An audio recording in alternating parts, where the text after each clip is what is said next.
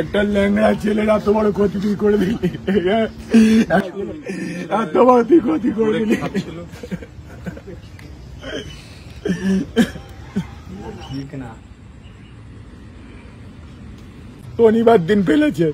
শনিবার দিন ফেলেছে রাত্রিবেলা, আর কালকে 11টার পর থেকে একটা দুটো করে মরছে। আজকে তো সকালবেলা দেখছি এগুলো সব ওষুধগুলো দেখছি একের পর এক ফুলে ফেপে উঠছে ওষুধগুলো। ওষুধ থেকে আমার কি মনে হয় কারা করলো? কে করেছে জানি না। আপনার সঙ্গে কারো ঝগড়া হয়েছিল? তাহলে আপনার পুকুরে কেন করলো? অনেক পুকুর বলবো কি কেন করলো? কত টাকার মাছ ছিল টোটাল? 10 থেকে 15 লাখ টাকার মাছ ছিল এর মধ্যে। এখনো তো বড় মাছ ওঠেনি, সব বড় মাছগুলো এখন উঠবে, সব মাটির তলায়। ভিডিওটা দেখলে 10 থেকে 15 লাখ টাকার নাকি মাছ বীজ দিয়ে মেরে দিয়েছে। এটা কি একটা মানসিকতা? যারা করেছে তাদের কি এটা মানসিকতা? একজন প্রতিবন্ধী মানুষ, প্রতিবন্ধীটা একটা কারণ, দ্বিতীয়ত হচ্ছে কেন এত কিসের শত্রুতালি আজকের দিনে দাঁড়িয়ে আমাদের এই রাজ্যে, এই দেশে? এটা কি ধরনের নোংরাময়, আর কি বলবো, নোংরাময়। একটা প্রতিবন্ধী মানুষ, বৃদ্ধ মানুষ, সে ব্যবসা করে মাছ চাষ করে তার সংসার চালাচ্ছে, দুবেলা দুমুঠো ভাত খাচ্ছে। সেই মানুষটার মুখ দিয়ে সামনে দিয়ে ভাতটা কেড়ে নাকি ঠিক করলেন আপনারা? যারা করলেন তাদেরকে বলছি। আর সেই পুলিশ, ওখানকার পুলিশ কি স্টেপ নিয়েছে তোমরা কি জানো ওই ব্যাপারটা? এটা একটা কোন্নগরের ঘটনা। হ্যাঁ, এটা কোন্নগরের ঘটনা।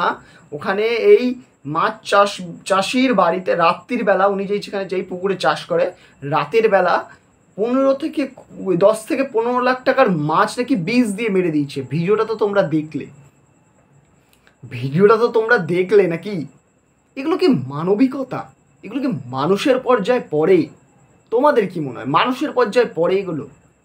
এগুলো কিন্তু মানুষের পর্যায়ে ধরাই যায় না। তোমরা যাই বলো ভাই, আমি তো সাপোর্ট করতেই পারবো না, যত বড় রাগ থাকতে পারে। ভাই অনেকে হয়তো বলে তুমি কি জানো কি হয়েছিল, আগে হয়তো রাগারাগি ছিল, কিছু হয়েছে, যা হয়ে যাক, একটা প্রতিবন্ধী মানুষ তো এইটুখানি তো অসহায়তা, একটা অসহায় মানুষ এইটুখানি তো লজ্জা থাকে যে না কি করব, প্রতিবন্ধী মানুষ কাজ করে খাচ্ছে, যদি কিছু করেও থাকে ভাই 10-15 লাখ টাকাটা কি কম?